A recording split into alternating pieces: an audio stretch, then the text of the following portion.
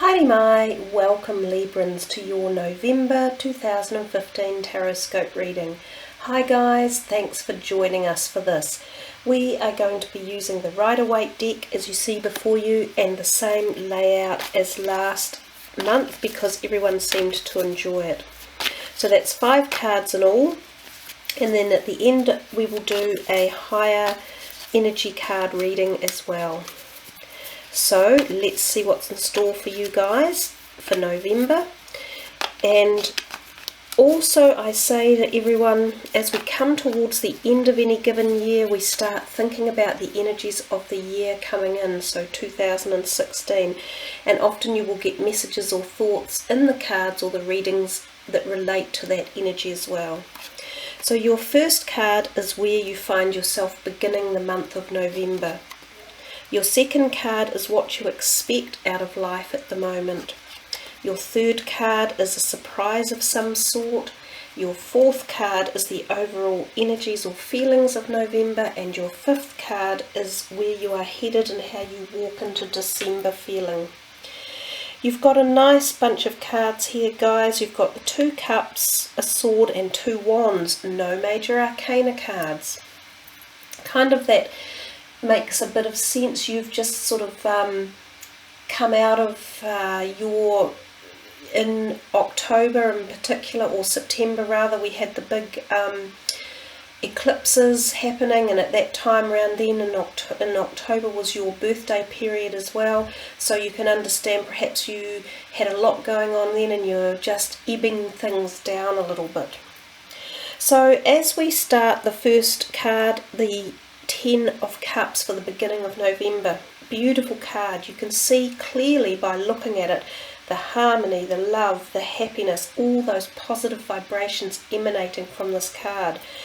It's known as the happiness card, you know, like your wishes have been fulfilled and you are just in joy and harmony with your family members, your personal life, your relationship status, everything along those lines. Perhaps there has been an event or a happy occasion that you may have been involved with as well, which could have given you off these feelings or vibrations, because the card resonates families one way or another. 10s are about endings, so it can be about moving into new beginnings as well. But often this card is the most beautiful of all of the 10 vibrations, with the most positive harmony balance. I think if you were looking at it from a health perspective or finance perspective, you would also get that positivity beaming through into those sectors of your life too. The second card is how you expect life to be at the moment, or what you expect, and this 4 of Swords tells us actually that maybe it's time, and this could be, as I said earlier, that you just are taking things a wee bit slower, going into a slight retreat phase, meditation or peaceful thoughts, going on a retreat literally, so like a breakaway somewhere or a weekend at a beautiful retreat spot. These are the energies or vibrations of the card, so this may be how you are feeling at the moment. Some of the other meanings of that card can be that you are really connecting close with one person, so this can be on the romantic or sexual level, and it can be that you engage with someone very closely and intimately at a joyous, peaceful level, just the 2 of you. Again, it could be on a breakaway somewhere. Also, it's about coupling up and about fertility. So this idea of family over here may even cross into this. Maybe you're looking at fertility or wanting to start a family, or, you know, bonding really tightly with someone that gives that family feeling, because there's a lot of this feeling of it in the beginning of the month for you. Health-wise, it does say slow down, enjoy the peaceful things in life and really connect with them, because they can be so therapeutic and recuperative. So that's the thing I think of. Also, this does say sometimes after a small operation or something like that can be a period of recuperation. The third card, the 8 of Cups, is your surprise card. This isn't sort of an unusual one if we say surprise, because it appears you're walking away from something, and oftentimes we think of relationships in this. So I think if we're saying it's a surprise and something that's beneficial, what it could be is that this here what your emotions or feelings around a relationship appear that it's been unbalanced one way or another. So perhaps you have decided to shift into a more positive, balanced perspective, and you are walking away from unbalance in your life or disharmony. So even though you may think, oh gosh, it doesn't sound like a very nice surprise, it will be, because you're walking into more positive aspects or a more future harmonious place. And it's not like you've got a lot of disharmony around you at the moment, because you've got all this loving family energy over here. I look at these figures up here and I see the sun and the moon, and I think back to that eclipse phase. So it could have been something that occurred during, in or around the eclipse that is actually bringing you to this position and this feeling about the moving on desire and walking away from disharmony or balance within relationships. So look at it as a positive and embrace it as a happy surprise, something that will be better for you. We come to the overall energies of the month of October and we see the Five of Wands. Now this is known as sort of a competitive energy, so there could be competition around you for any number of different things, but it could also mean that you're feeling really competitive, which is a great place to be. You know, when we have competitive energies, we're feeling good, we're feeling on top of the world, you know, like we can tackle Mount Everest and manage it and be successful. So that is the energies of this card if we go deep enough. On the surface we see this kind of everybody putting their 2 cents in and knocking these poles all around. Yes, there is that perspective of it too, but usually it comes out in your favour. It sort of says keep going, don't give up, and don't be put off by other people staving in their opinions and attitudes and dispositions, because if you handle it well and with diplomacy, and you use intelligence, which of course you can do because you're the air sign that uses your intelligence, you can win the situation over and you can come out on top. It also does talk to us about the fact that there may be other people interested in you for one reason or another. It might be career-wise, it might be friendships, it could be romance, it could be legal issues, anything. They're just activity, interest, action. And you can turn it to a positive. So anyone seeking for new romances or anything like that, you could find a few people might be interested in you. At the same time, you might be interested in someone that also other people are interested in. So as I say, put your best foot forward and make sure that you're the shining light. We come over here to your energies for December, and we see the Queen of Wands.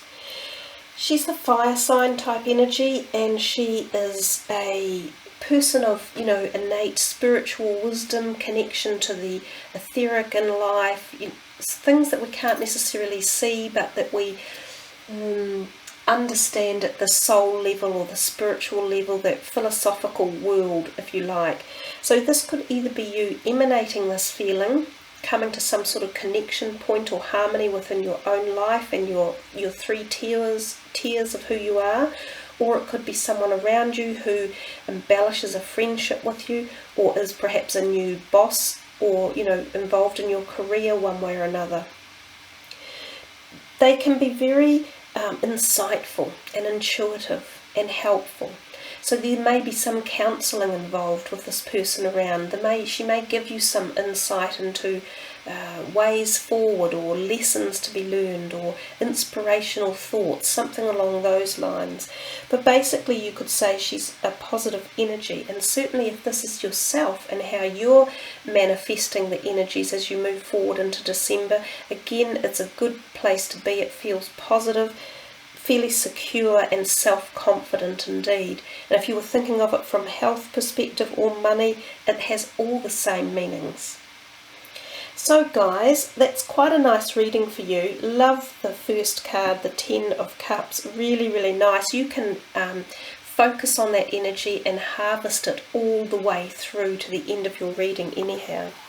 So let's see what your final chakra energy card is. So we're going to use these beautiful chakra balancing energy cards, and I will give them a quick shuffle, but they're a little bit difficult to handle and shuffle, so I will spread them as well. And we're going to pick one of these cards out here. and it is guidance, support, love, signs and direction. And in fact this beautiful fluorite will sit quite nicely on there. That fluorite sort of has the energies of 3 of the chakra wheels. This one in particular is your crown chakra energy, and indeed that's sort of connecting with your very spiritual essence, which we mentioned a little bit before. So here are the meanings from the book. You are being divinely guided now in seen and unseen ways. Open yourself to receive, trust and follow the path that is unfolding. And this is the card story. Poised between the balance of sun and moon rests the guiding circle of a giant compass rose, an ally to seekers and explorers of truth and new frontiers. Its illuminated arrows point evenly in all directions, suggesting that the options for this journey are light-filled and limitless.